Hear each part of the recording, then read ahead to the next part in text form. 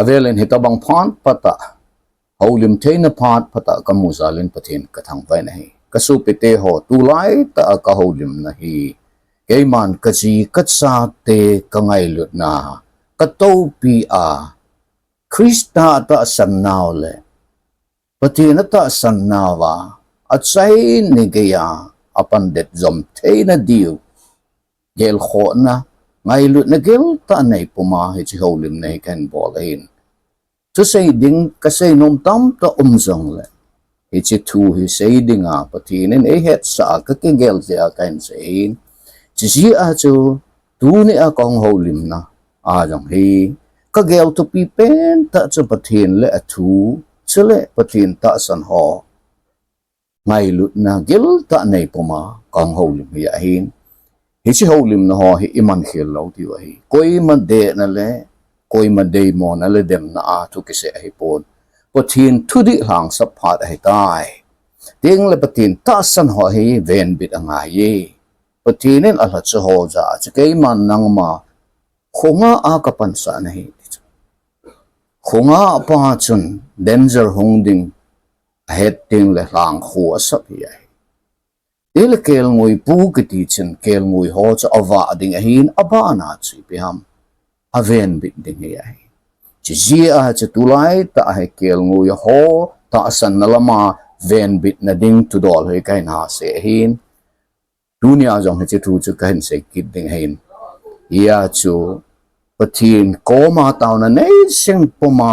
holim ding dan na ka ki go hin tun jong taw na in holim na an pan tin taw na mong hete hallelujah pakai namin kathang vo ve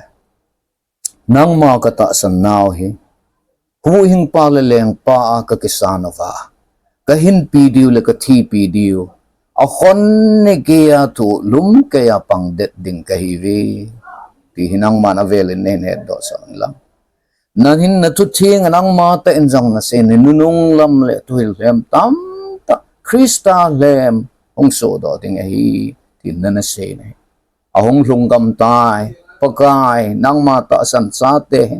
nanga kuna eloi mang te diu e kai mang te diu Thuhil Lhem a kuna he ka kiven bit te na divin na so na la cha hat lo ta nang man hin man sa dingen mon tina nang man hin na tu pa pong zal dinga nengan si bangin tunin le sit til sim e che media mang chan ka ong holim en helong se tan na lagaw tingen het te na chi na se do te na nei pin yung sita nang manay panpin ti ana anga kong kilhan do ay chinga cha pakai Jesu mina katumahi. Amen. Aban sa tuna ay holim na diw tu in say diw in Bible tu to ilon khom singa yung holim diw hi tun patin le kabuting ana si mo tin holim pat diwa matisut ki pa na to ba bong som ni le bong li chang li na le chang nga na hin sim diw hi pat chan nga yu hiten tuna ka holim hi ka kinolo ding hin all ta apara lut jong lut tan ten headset diu ka dei be se chia chu khat ve kom la vel vela jong ka hin se kom ding ya hi ana sim taw hete matisut bung som ni le li la chang nga chu in jesun adon bunin aza ova hetin ase ye koi man nang ho na le phla lo na dingun kichi theyun easy inamiti le mitam ta keima minin hongon tin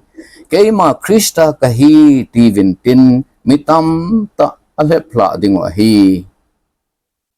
patinin tuting ta simdoi bono vadin patay bo piwa lang hitsi pakai Jesu Krista ama ta en ama ta asana nung zui ho koma se hi keima minamitam ta hong ding hi mitam ta hen lepla dingwa hi ahong ding long atama tam ding lepla long atama tam ding hechi ki ka ilen layo ba hi ipakai Jesu Krista to say avel vela igel do ngai Krista azung i ho ngai lesit to simahin Christine ho Krista ta san ho ta san na di ta ako na puimang tay ding Thuhil Lhem ana so do sing nai first century second century ako na so do hitai tu chana so beijing so tam beijing de ia chu sol cha polin jong sol cha pol khanga yong cái ho cái pa na tu pa say kalvala cái pa na thu pa chum dang say au ma hele subsit sang hen tileva ho bung mi anangai lut na zala chu pathin tu hang sun ta na ram san ya he Thuhil Lhem hi pat si agam agama he ana so do sing ji he hi chi hola tu lai ta Thuhil Lhem men thang ta mitam ta le pla umna hi chi Thuhil Lhem thu dol su holim na kanai ding ai aji chi ikichi te na diwa e ho gam jong lunga ai tai hi chi ho chi koi ho hi vam China gama ana su do ana ki put do Eastern Lightning ahilova ahile Church of Almighty God kiti ho hi vinai aung ki pu do dan ana se hiten hi chi Thuhil Lhem Eastern Lightning ahilole Church of Almighty God kiti hi Chinese no may khat yang sian bin ako na hong ki put do hen ama hi mitam ten lightning den ti in song heaven ai ama he sang khat ko som sagi le thuma chu anapin ai ale ama le pasal khat anaki tu hlona he chia chu hi chi Thuhil Lhem kiloi khom na hi ain sim do hlon hin sang khat ja ko som ko le khat na chu hi chi ain pu do ai ta ne hi chi Thuhil Lhem en gam ten na satta to kha hi ta ne itia to kha mo hin media networking hi aman Facebook ahin ay lowa ahele YouTube and adesana Facebook ha manu hi ai hichia ma ho Thuhil na satta theza wa nunga gol na ho khang tha lung lut na thading bolova worship ho jong chama ho lung lut na thading ki hil na ho jong chama ho lung lut na thading even na ahele lung lut he ai amma wang hichia cha patin thu lo hi ai ama ho thu po theza na dinga chu mi lung lut na thading hi le bol hi ai social media ai Nangalem chan ke yong hi hong lu na mi hona sei wa mi ja tum jali lam ama nung zui ana umman he cha he cha pa na cha Nagalena ho lam kai ho chan ki ho kho mo wa he cha di ta poi Krista ita sanau di ta kum ja khat wal hel Krista nong ke jui ta i bola pui manga diu ham ti a he ki ho wa na set ta counter a bola wa all a hin su tu hi ai chi a cha tu na ka cha ka nau te ho ka so pi te ho ting le ka insung mi te ho ta san zala I bola ke na pau hin na pu hin na u hin hitsan ge ya gel kho na ni ka ho lim ham ti a hele pathi setani da la wa pathi pakai I bel nong wa I bola ile da la ki di ham chi po na dalin ta ka nei si a chu kan se tu lai te na sat ta taw na ka man jing pakai la gawin nei ki thu pin tia taw na ka man jing he che chai na ga ma jong he hi chi Thuhil Lhem chu yang sian bin kitinu ako na hi 1990 na cha anaki panai hin mitam ta hi brain wash ki bola mi hona sei wa hi le wang chu acham lova ki mana mi ho cha brain wash ki bola anu ki jui sa jong ai ye a cha China ga ma sang kha ko som ko le nga a chu he ana kha na kha ai tan aput do nu jing yo ab ga te tlo mundanga ai tan ai chỉ là tu nia cái chị thấy điều gì phải không vậy hay là tu lai à yang ama ho tu hi na sat ta network ai social media ai cái thế jing à mi convince na thế ding à na sat ta thu pa thôi hỏi si ama wang Bible tu lo hi ai chỉ là cái pu do dan en si ai là tuôn ama ho Thuhil Dihlou dan en si tao thế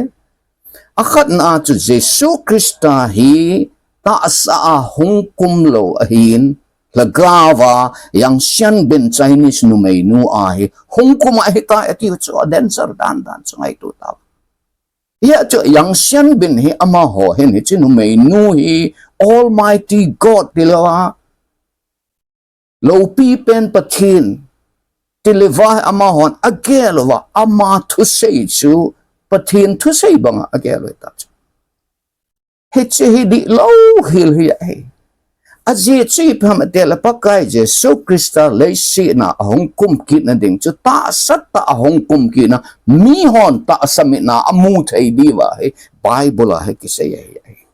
lo pi ta hong kum ding ai ti chu agu agala hong kum ding hi lo chu ama khen be apang ho jing jong chun thutan dinga hong kum ting la amu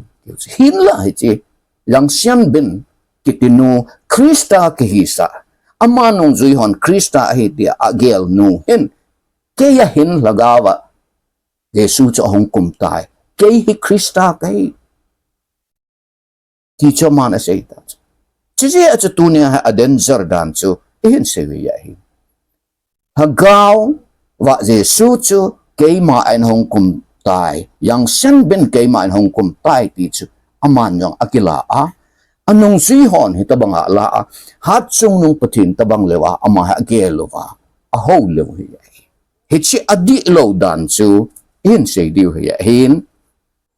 Jesu Krista ahong kit ni ting le mihim khat mang cha lagawa mihim kana lu na hong kum ding hi lo dan patin le kamun a se pi hi phatte chan anangai tin munni tabang kan sim ding ya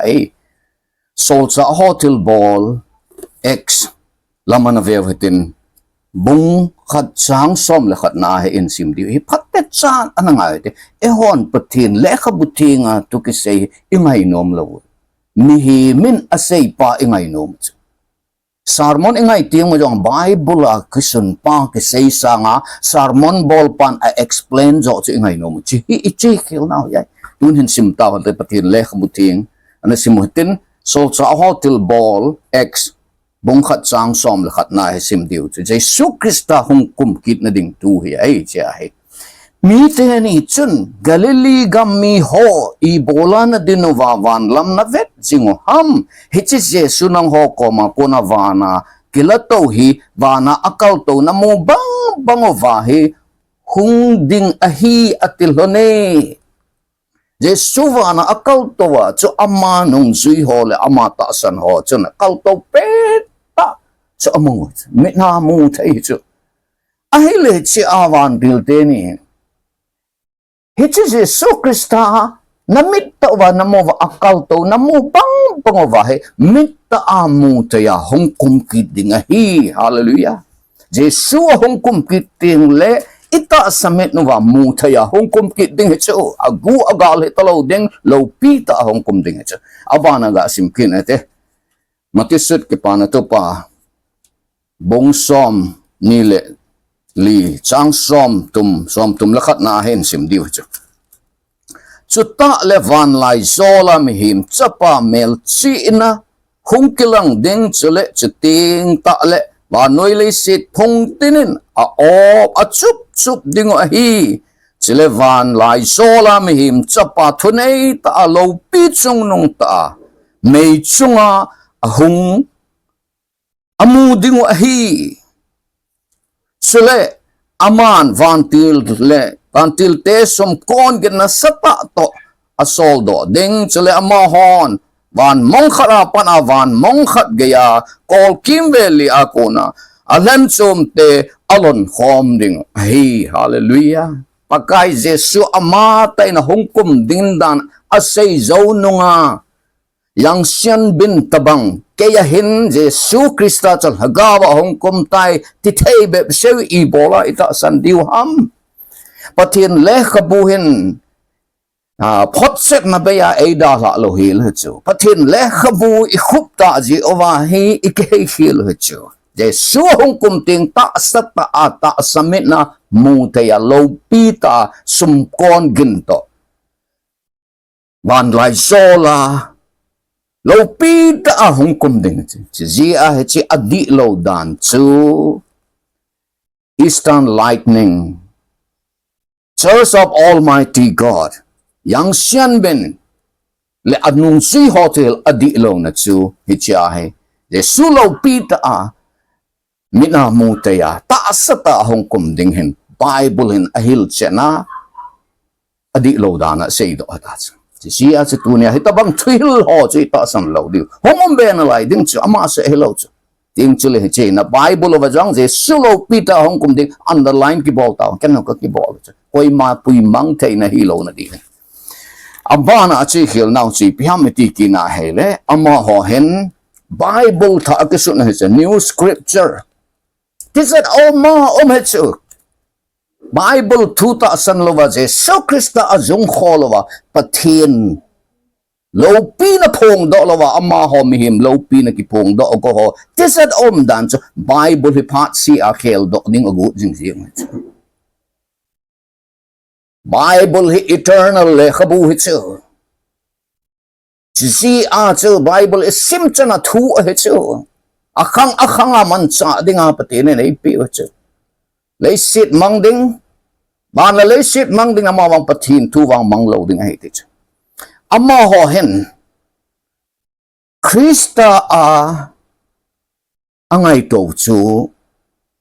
yang sian bin hi ta chu Chuteng ama ho hen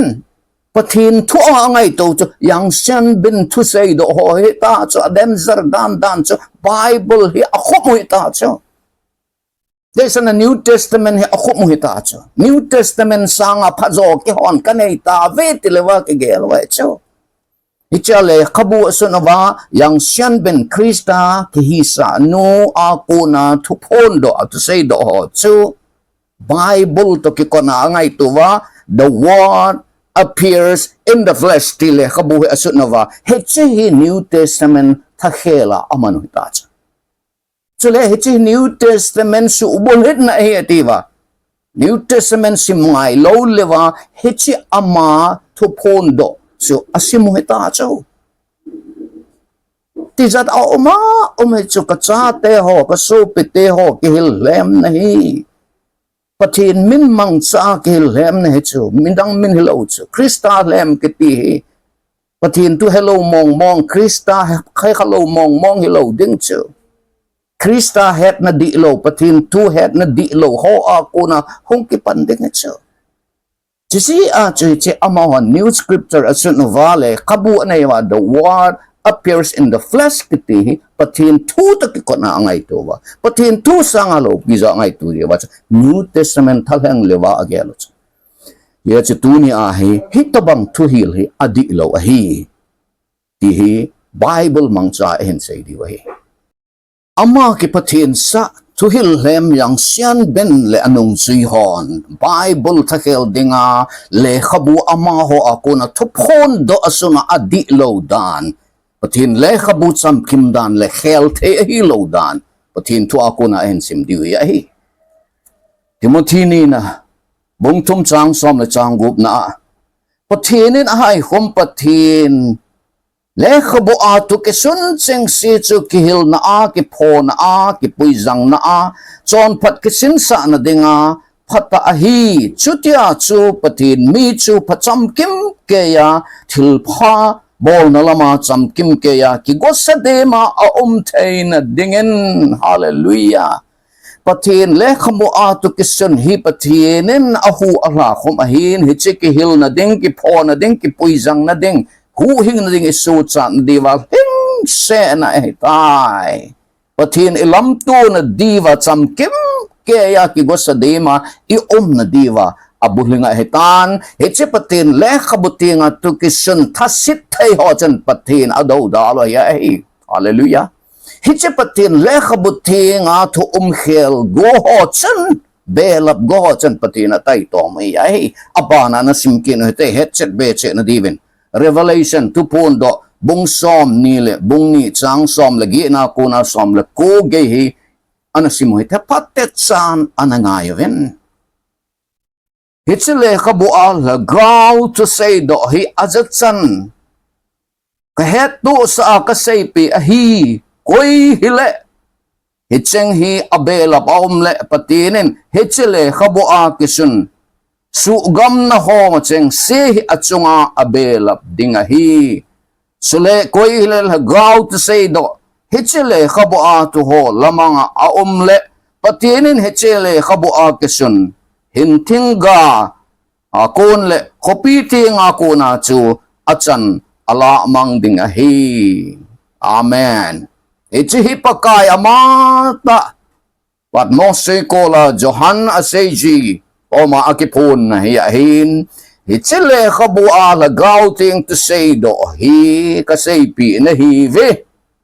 Abelap oma ahile. Teacher. cái sumang ding ahi ti cha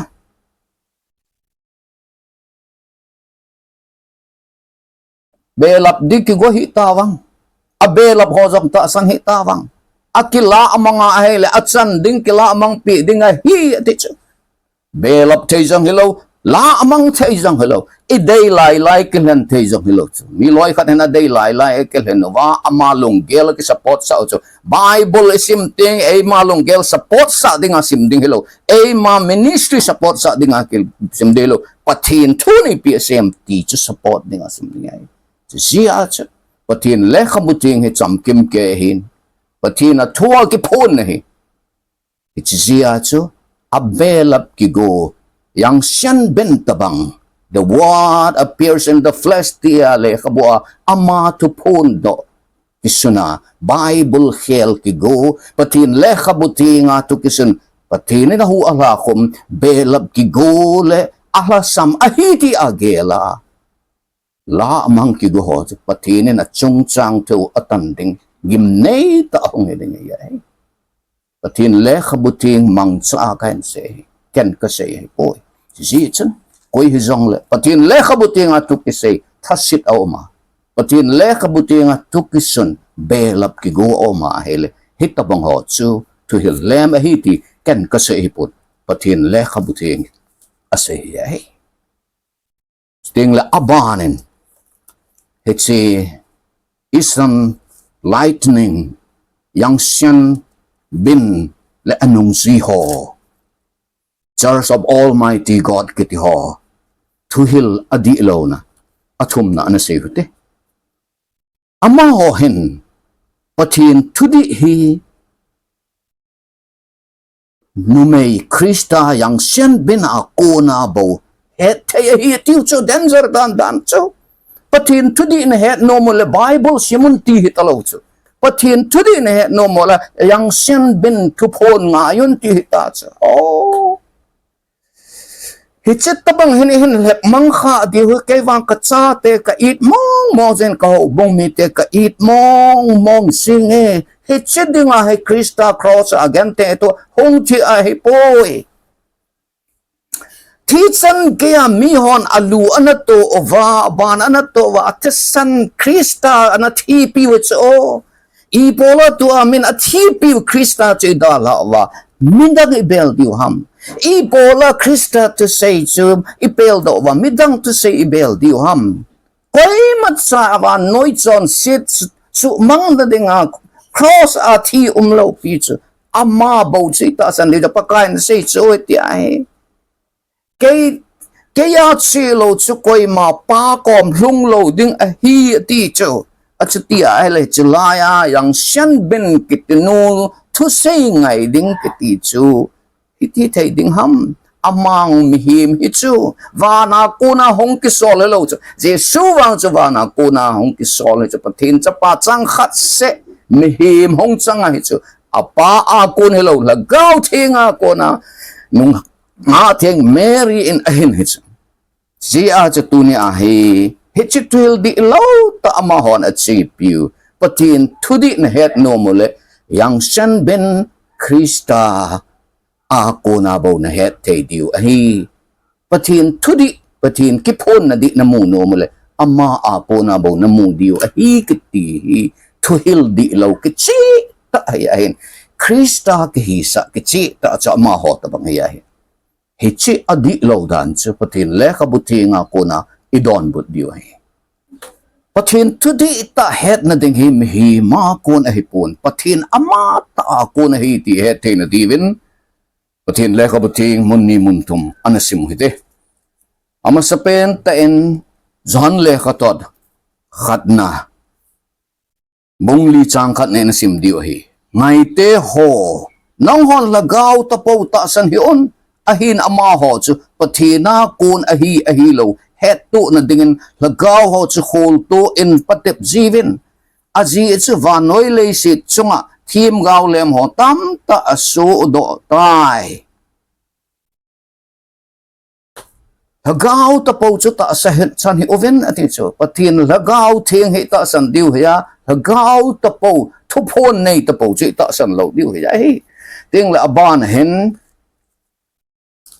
John sut ki pa na tu pa bong som le bong gub sang som le suma pun hen anasim kin te Themgao di ta cha hong tiang wang le ama chun thuta lam zo si anang ho na pui hoi ding wa hi ize ina metil aman achama aselo ding aza chan asay ding bo hi chule khonung tu su ding asay tu pi ding wa hi ama chun kay ma ai choi at ding hi aji chu kanai cheng se chu aman ala anang ho na het sa ding wa hi hallelujah Lagaw ting chu Jesu Krista dom sang dinga Jesu Krista chong chang tu het tu sa dinga hong kumaya Jesu Krista ako na ay kay mang diwa hunga hello chu Chizi a chu kipatin sa ama Krista he a kigel mi hot tupon chu ibola ila adiw ham patin lagaw ting Pentecost na alo pita hong kuma pagkay la cho ho mang cha tu pong do opa tu say ngay diw chu patin thui het no mo wa hele patin le khabuting isim diw patin thui het chet no mo le patin lagaw ting panpina ithum diw hi siya cha tu ni ai mihim hiya ama tu say patin tu say tu ki kot leva ho lima Krista lima hunga Krista tanay na nay dana kigel mihim chu koy izong le Krista le mahim ita san law diyo hi chule abana at sikil naulin pim pakat hin sikin te alina kasupi ko kanaw te hotile hol set de chu mi ngay nom ding atu kisay hoy mo ta san mo zui law Tilkidang a so nai, tilkidang a bol nai, ti mana mo zui lo de chu. Aji chi pam ichan ham gaya setanin yung tilkidang a bol te chu. Patin ita sana tilkidang muna, di nga ita sana lo chu. Kaya wang patin kata san he, okay patinin e kata sa dam mo na idam sa lakakipa chu. Patin kata san he ta sa dam na ding may lahaw na di nga kata san lo. Patin kata san he kagentay pi di nga kata san he ya. Patin kata san he kalagaw su chan di nga kata san he. Jadi ato ta salamay patsum na ingay chat valji uvin azokat le Krista ita sa nauda lakaw iti. Ali na amaho chihil na hipiham iti ahel densar mamazing amaho na sa ito. Pagaw so chat na dingahi yang siyan bin taasan na ingay iti. Kichar omda. Yang siyan bin le Thuhil na taasana na pamaahila na so sab di ka hiti siyo hiti siya Krista Lhem ahilo li ipidang hidita ama Krista to kikot lewa ki ngay to hala yang siyan bin chun van noy chon siya na ipi bola lesi na apin masanga ama umlo picho anule apa na hin hicho anule pa kicheng anule pa na hin hicho hicho ito patin to kikot lewa ki pom thai ding ham kilep ngol pa hetalo chu azole ama tabang panga hung ki patin sa Krista dana hung ki gel lagaw ting lewa hung ki gel lagaw ting tupun to kikot lewa tupun ngai sang hot sa Krista to kinainay Krista to kigamlat na hitso. So chat na dinga lampidang him umlaw. So chat na dinga mihim taasan hi ahipon, mihim Thuhil zui hi ahipoy. Ti kitsin ta Bible yan adon but ahin, kitsi hin sa idiyo eh. Tagaw so chat na dinghi, Jesu Krista abo ahin, midanga umlaw ahin. Mihima ko na hipon patin tilgo na hi ti hete na diwin patin leka buting ano si mo ite so sa hotel ball ex bongli chang som le chang ni na en na si mo itin sule koy madanga huhing na ompoy ize ni metile van noya mihim la huhinga na dingova kipi amindang in ompoy ati hallelujah Pakai Jesu amaten jong kehi lampi le tuta chulahin na chukahi. Kaya chilo chukay ma kom long lo de hi. Mim chon pat na jong van gam lum te hello. mihim Thuhil khat jayawan gam hlun te Dihlou mihim chi iting ai sang jong Lhem mihim athi ting aban ato be te ding talo atila ako na thodo kit pa it's on sit khelawa thi athodo kina vana kal to pa bo chun vana ei pui lu thei diu chu hallelujah it's a Krista ta san ho chun Ebola mihim itle ta san kit diu ham zol ke le pla sa kha ven te gen thei ta theng bol song bol Jehovah ipu ipa te ven Than mol khela ei pui thei talo ho milim sim tu ho doi ho anapayuva hichizo nunga cha Krista the kausu cha na pete chu anaho hilo ham apai mangsao chu Christian minin hungkilep zong le ama hon anapai mangsa ho chu ta thakat che hichi ho sanga cha danger zon alight aje cho mohon Krista minaman lo piu chi pui pa tel chan amma ho pathin minaman he noi mang pa chong mang pa ti ho naman he chu du a hele Christian mina kilep ding pathin mina kilep deal a hi wa nga chu so cha na dinga je su adop sang lo he chu Christian hola a Thuhil Lhem ke het chet na chu chon sit ke si thu lung he tu sei lo tiếng là Jesus Christ na thiên là thọ kít na tu he adopt sang lo chứ chú lệ pathin lệ không bút tiếng à tu kisun he adopt sang lo chứ Bible yang phong ke lo ha sermon sot ta say jing te chứ pathin lo pin ding in saying ka te pakai ka thep na la ka chi na so se he nang man lamang in lang nangin nei pi na wang lamang he in sele na thu ka ko ma konin lamang he in pakai na say chala kaya na singova kayong na ho ako singa hele na ho haga anaga diwahi itaw ting le patin koma ki umahit patin tu sim ting le patin ikoma umahit let me repeat hin bong itaw ting le patin ikoma pan pinatum ting patin koma ki patin leka buting taon na puma simting patin ma ko makathu chu nang ho a oma ahile na gotsan thumon ki bol pi ding nei ve patin tu simte patin thungai te patin tu job te chu patinin laga ba jong ta sa jong phat te abu ding chu patin dom sang lo te patin thu da tha te chen i ti a patin thu a kisun phat thei bu chan na promise ho cha achan lo hil di chu ya to su chat na dinga him ahipon Jesus Krista ama ta patinin su chat na dinga agon lampi abo chu huhing no mai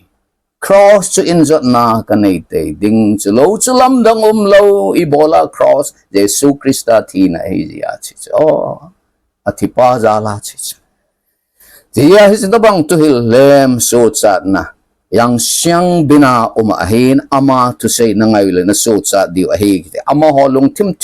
ta ahi tu he hilo so paten ngai ta ama hoan Jesus Krista ti chu Jesus Krista na to chu son sit ngai dam na ding ahin son sit su thing na purify ahipon son sit mi ta sante su cham kim na ahipo Jesus na to chu son sit ngai dam na bo hin yang sian bin ta san hi son sit sop thieng na hin cham kim na hi tiu cho danger dan cha a hi wanga chu patin le khabun asai chu Jesus Krista thisana chu nang ho thim changa na hita ve ati chu koi le Krista oma chu thim changa hita alui cheng si mangam hita ve vin atha hita ati chu regeneration pin tha kit na chul hagawa pin tha kit na le patin chahi na chu Krista abo ma chu johan sut ki pan to pabong khat chang som le ni lama hui ven a hele ahin la koi hi jong le ama ana sanga ama ta san chan chu patin cha te a hi the na dingu thu apetai ama ho chu ta sapele thisana ping hilovin mihim lung lama ping hilovin patin hin na hi bo wi te chu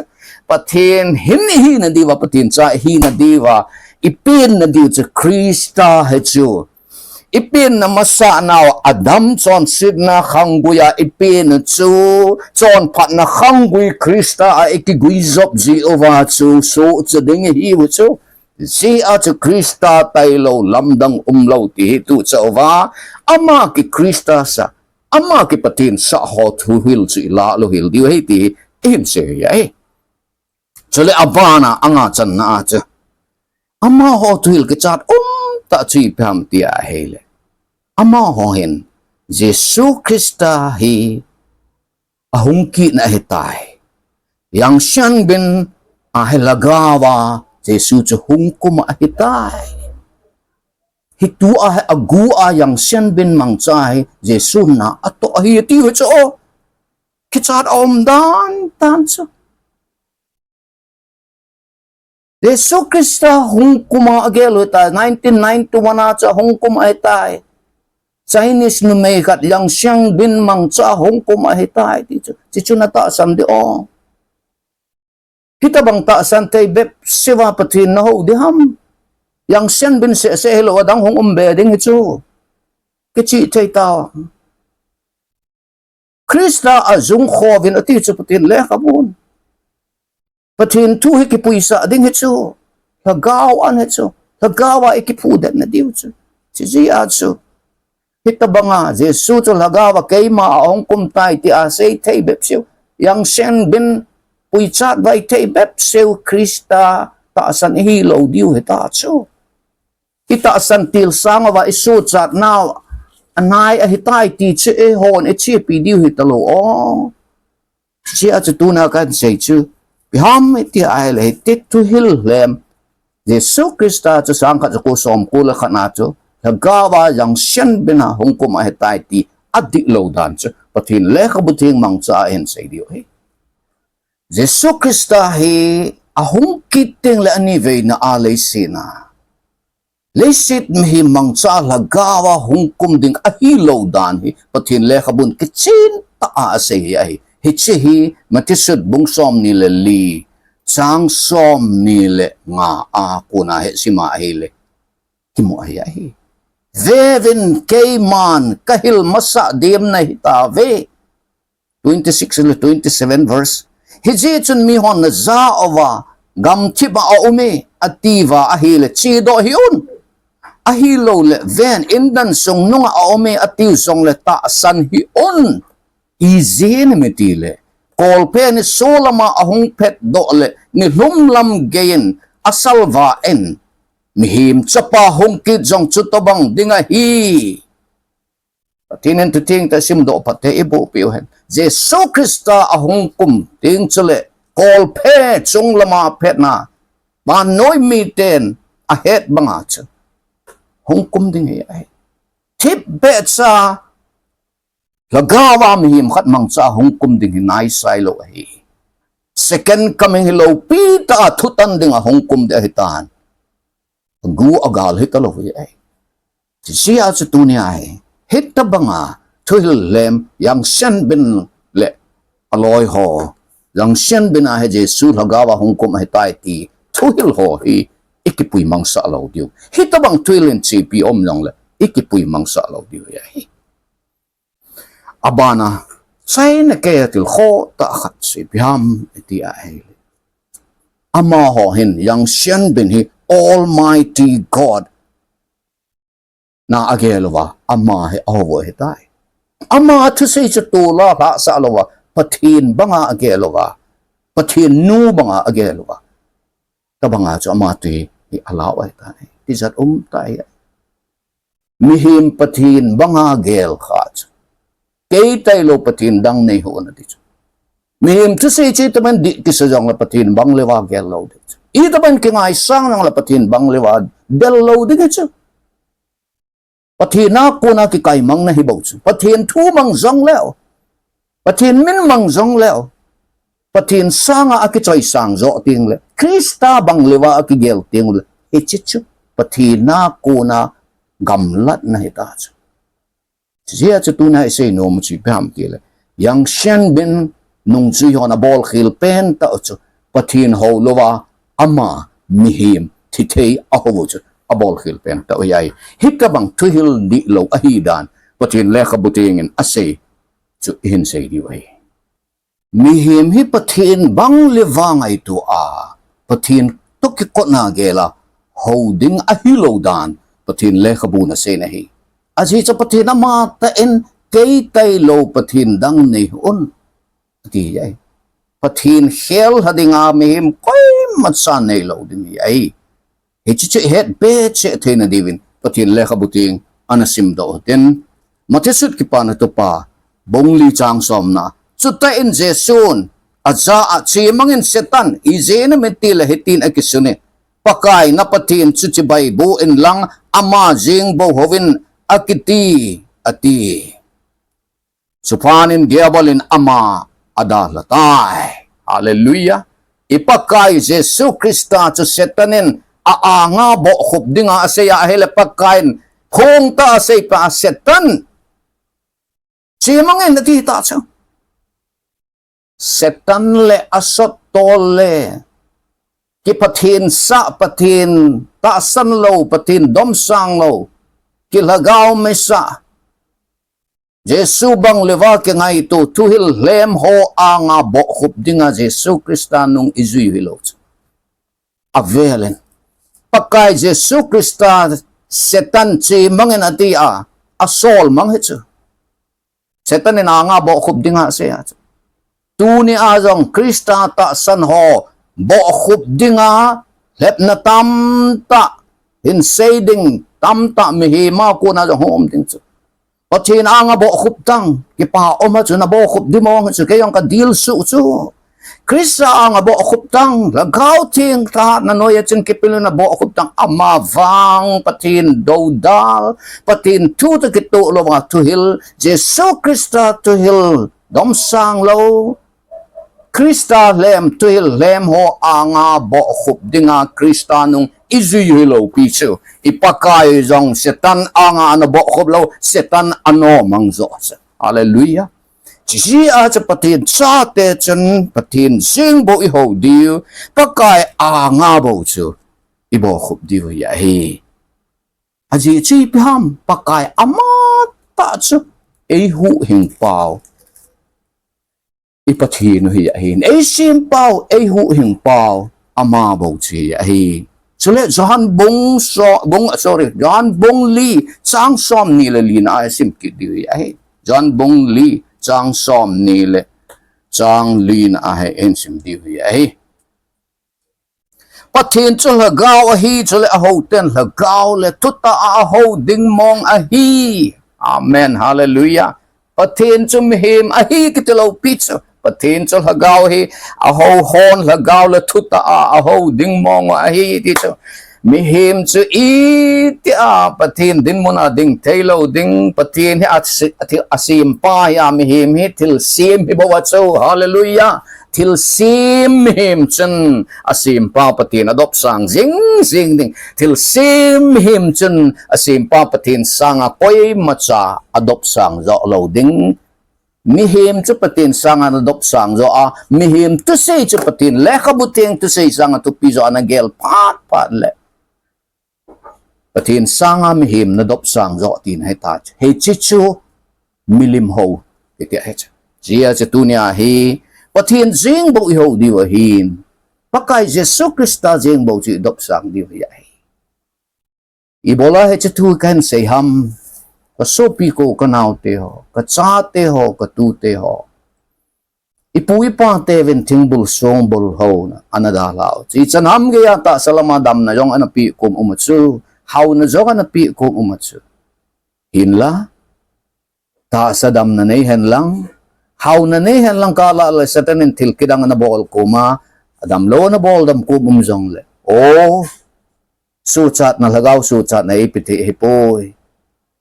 kadam sunga bo ichan ha hei ge hama ta sai ki thu pi the hi ati ji wating bul song bul ai it ma mau doi bom ho cho ana khayo chu ana sat tanwa ana halwa mawa ana pai mangam ita chu dunia e hon ipui pa teu pai mangsa chu pathin min panin hung kilep han long hung jong le yang shan bin tabang bangin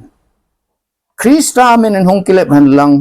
hong say jong le Ebola pati na ko na ay kai mang tayo Krista je so ko na ay pui mang tayo chu isob di ham jia chu Krista na ta san na chen det ta endingin lang patin le kabuting ki puisa zingin lang aji chi a hi so chat na ding tu pa Krista piling dung chan ipa na diwa ikhanto na diule van gam chan gay a puilu te diu patin kipon na Thuhil Holy Bible in a chu hi gi puisa ova Deng la lagaw lama ay lam kay diu pastor ho ahin ho bungo po ho ahin di kon ho ahin mi wala sap ko mo jo matso di hichu in la hi ho ting jong chule nang ma ho bung pastor chun nu na pa banga na ngai tu ala sam la na tao pi zo ding nan dem lo ding na de lo ding ya hi aji chi pya metile pathinin ama anga kisunin te chu pathe bu ya hi Dunia Holim now Thuhil Lhem Eastern Lightning Ailole Church of Almighty God yang shen bin ki Krista sa le anong zui ho ako na kiven team na dinga kihil na ihinnewa Bible to mangsa at Thuhil ahil di lo dat ihin say hi ang ay hozo sa dingin hat song nung pakay patinin patay ibu pi tawhan.